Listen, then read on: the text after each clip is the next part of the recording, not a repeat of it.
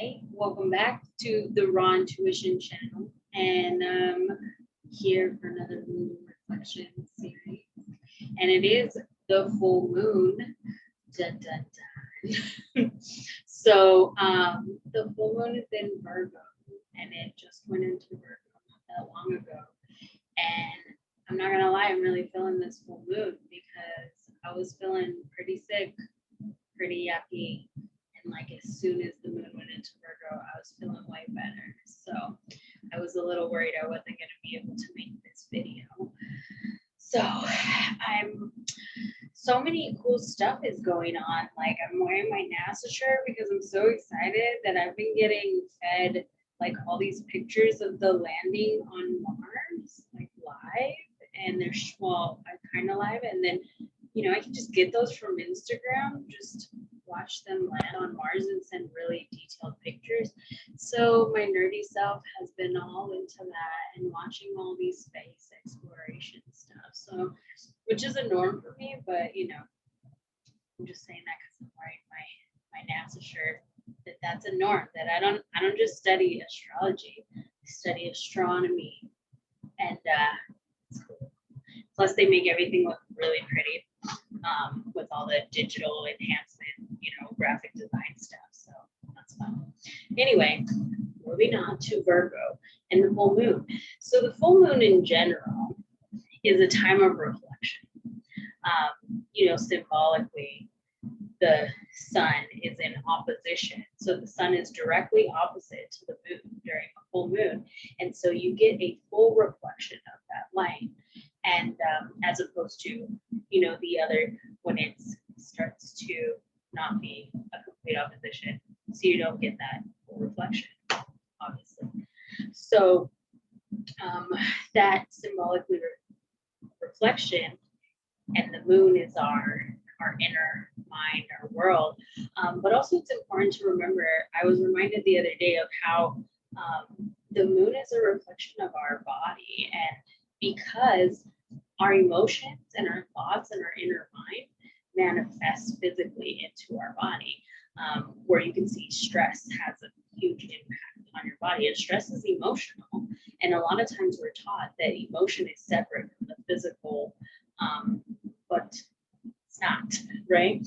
Because those things manifest physically as physical symptoms of pain, of sickness, of, stress can cause a lot of damage to all of our functionings.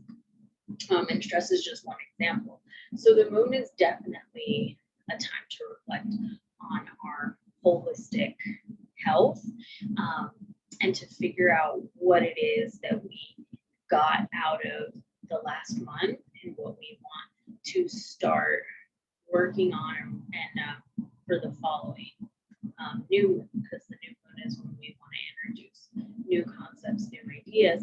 But that doesn't mean we can't do work during the full moon. And in fact, the full moon is very fertile. It's a very fertile time.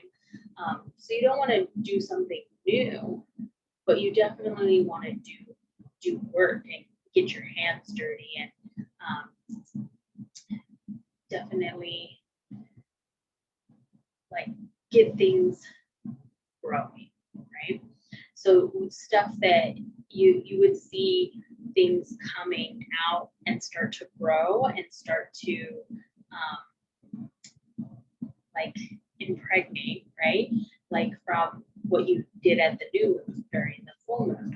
And so it's a time to see kind of the fruits of what's going on. Like I said, it's fertile, so things are growing, and it's time to reflect on what is growing, what's in the process. Do we like what's happening? And Virgo is a very technical sign. So Virgo is an earth sign, and I like to think of it as kind of sandy earth, just because it can be so detailed, because it's kind of dry, and it's movable because it's a mutable sign. So sand is dry and it's movable, and you can build with it.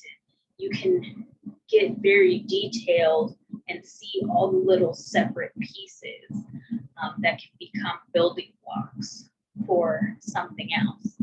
And I really think that Virgo can see those fine details and really pick out the little grains of sand and everything that most of us don't pay attention to or take for granted. And Virgo in the moon can sometimes even struggle with that because it's a Mercury ruled sign, and it can try to maybe over analyze and try to put emotions into thoughts or into physical when they don't need to be there. And yeah, just overthinking, over analyzing the emotions when sometimes you just need to feel them, right? So Virgo will maybe try to turn them into thoughts when they just need to be feelings.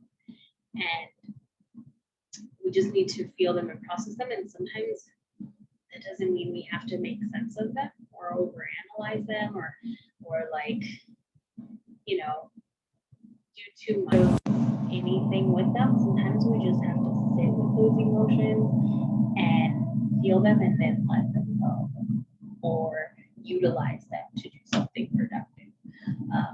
You know, if you can channel your feelings and put them into something that is blossoming, that is coming to fruition, that's, you know, it's a great time to do that. And don't overthink it, you know. So Virgo can be very hard-working. Like I said, it's a good working sign, but sometimes it is overcritical.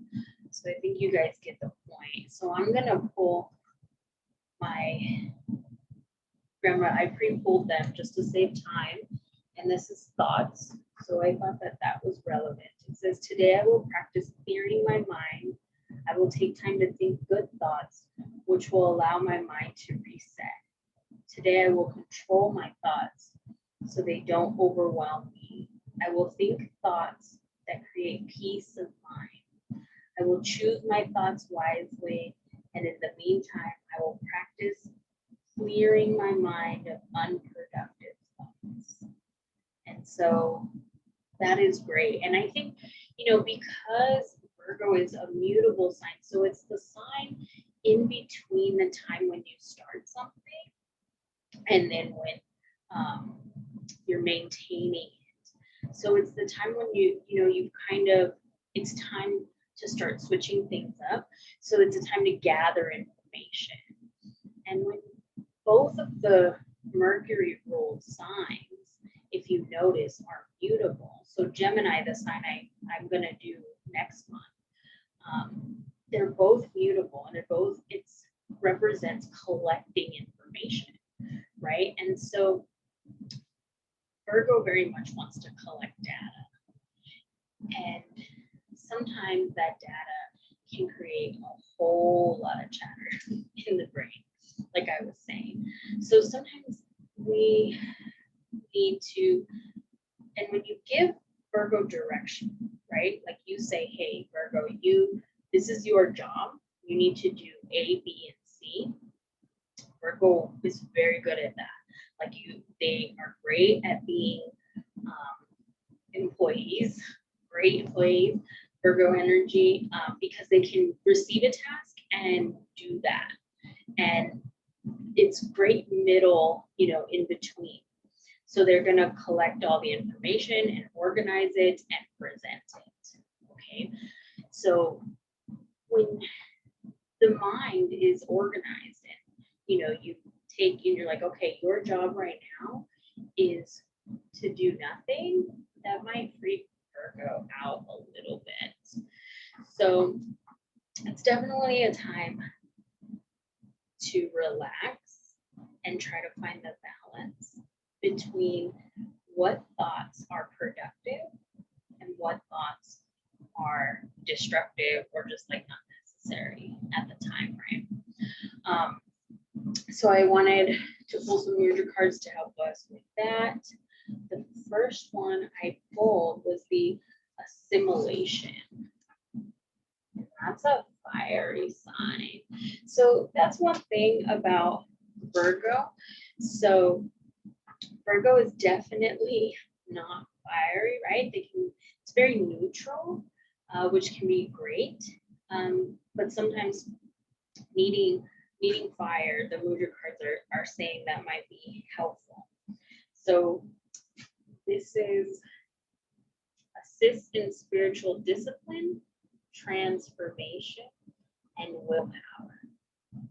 So benefits is optimized digestion and assimilation of nutrients, supports the kidneys and adrenal glands, cultivates determination and commitment to releasing self-limiting beliefs. Fire is the element, and so you're going to interlace your fingers inward, bringing the light, you couldn't even see it.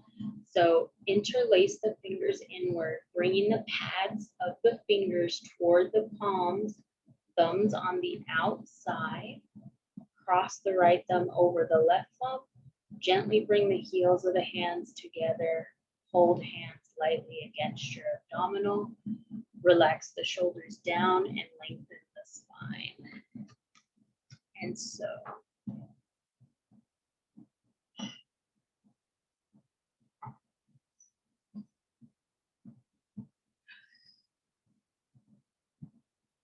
it says, I assimilate all of life's events with ease and grace.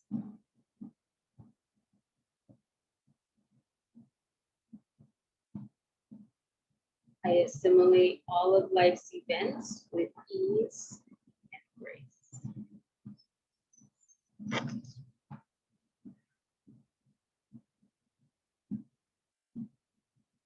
And so you can do that until you feel it needed. I usually just need to do it for like a minute unless I'm very, very stressed, which I'm actually feeling pretty great right now. So, but for the sake of the video, I try to get through them and just let you know how to do it. So I pulled a card from my medicine deck, and I have not introduced this deck yet. This deck is called Medicine Cards, and it is very new to me. And so I just learned my cards with you guys because I found them so powerful. I've been using the Grandmother cards for a while, but so this says, revised, expanded edition, The Discovery of Power Through the Ways of Animals. Jamie, Sams, and David Carson. Illustrations by Angela Werneke. I am the worst at pronouncing names. Probably because no one ever pronounces my name right, so it's like payback to the world. But so if you, I'll probably put those information in the details below, and I pre-pulled, but I did not read what it said. So like I said, these cards are new to me, so I want to learn with you. And it says, Raven, black as pitch, mystical as the moon.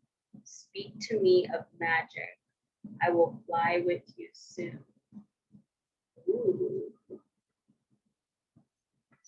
And so I'm going to take a second to read this because I've been pulling these for myself and my family and some other people in my life, and they've really resonated. So throughout time, Raven has carried the medicine of magic. This has been true in many cultures across the planet. It is sacred in the medicine ways to honor Raven as the bringer of magic. If the magic is bad magic, if the magic is bad medicine, the carrier may be honored out of fear rather than out of respect. Those who fear Raven may do so because they have been dabbling in areas in which they had no knowledge, and a spell may have backfired on them. Rather than analyzing the dark side of sorcery, realize that you will fear Raven only if you need to learn about your inner fears or self-created demons. So I want you to think about that and think about what your self-created demons are, because we all have them. I have them. Raven magic is a powerful medicine that can give you the courage to enter the darkness of the void, which is the home of all that is not yet informed. The void is called the Great Mystery. Great Mystery existed before all other things came into being. Great Spirit lives inside the void and emerged from the Great Mystery. Raven is the messenger of the void. If Raven appears in your spread, you are about to experience a change in consciousness. This may involve walking inside the Great Mystery on another path at the edge of time. It would pertain a signal brought by the raven that says, you have earned the right to see and experience a little more of life's magic. Raven's color is the color of the void, the black hole in space that holds all the energy of the creative source. You know, I've been telling you that I've been watching a lot of like space exploration, and they've proved the existence of black holes. So if you didn't know that. In Native teachings, the color black means many things, but it does not mean evil. It's so important for our culture to realize. Black can mean the seeking of answers, the void, or the road of the spiritual or non-physical. The blue-black of Raven contains an iridescence that speaks of the magic of darkness and a changeability of form and shape that brings an awakening in the process. Raven is the guardian of ceremonial magic and in absentia healing. Do not know what absentia is, so I'm gonna look that up. In any healing circle, Raven is present. Raven guides the magic of healing and the change in consciousness that will bring about a new reality and dispel disease or illness. Raven brings in the new state of wellness from the void of great mystery and the field of plenty. Raven is the messenger that carries all energy flows of ceremonial magic between the ceremony itself and the intended destination. For instance, if a ceremony is being performed to send energy to a disaster area where people need courage and strength, Raven would be the carrier for that energy flow. The intention could be to allow the people of the devastated area to feel the concern and support of the participants in the ceremony. If you have chosen Raven, magic is in the air. Do not try to figure it out. You cannot. It is the power of the unknown at work, and something special is about to happen. The deeper mystery, however, is how you will respond to the sparkling synchronicity of this alchemic moment. Will you recognize it and use it to further enhance your growth? Can you accept it as a gift from the Great Spirit? Or will you limit the power of the great mystery by explaining it away? It may be time to call Raven as a carrier to carry an intention, some healing energy, a thought, or a message. Raven is the patron of smoke signals or spirit messages represented by smoke. So if you want to send a message to the blue road of spirit, in order to contact the ancients, call Raven, or who knows, the ancients may be calling to you. Remember, this magic moment came from the void of darkness, and the challenge is to bring it to light. In doing so, you will have honored the magician within. And so I really like that. And I really like pulling Raven. That's so like Virgo in a full moon energy, because the full moon is this magical, mystical as the moon, right? But Virgo is also a carrier of, it's ruled by Mercury, which is the messenger god. And so they're saying that the raven in this culture is the messenger god, basically. And it carries messages from one realm to the next, or from one person to the next, or from one part of your brain to the next. And I think that that's so powerful. And like it said, I'm not even going to even try to explain what just happened with pulling that card for right now. But I think that that really sums up this Virgo in the full moon energy, because Virgo is a very misunderstood symbol, and it is opposite Pisces. And Pisces usually gets all the credit for being this spiritual entity, or this spiritually attached or to the other world, the void. Pisces is very much associated with that void that they're talking about, and Virgo is exactly opposite. So their energy runs on the same line, and it helps balance that out, so that Virgo energy balances and carries the spiritual into the physical world. And so Virgo will carry the wateriness from the void into the physical world of the earth, just like the raven carries the information from one realm to the next.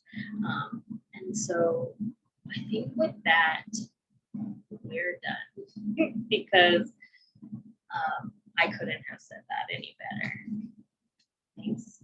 See you with the next moon, hopefully. I think I might take a break though next week, because I have a lot of classes, and I have a lot of things scheduled and a lot of responsibilities next week.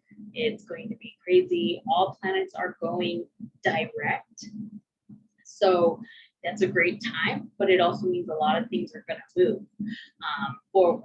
And so I have a lot of things that are moving forward next week. So I might start up the moon cycles with whatever moon we're at when I'm able to get to it. And then I'll catch those back up in the following one. And so thanks for watching.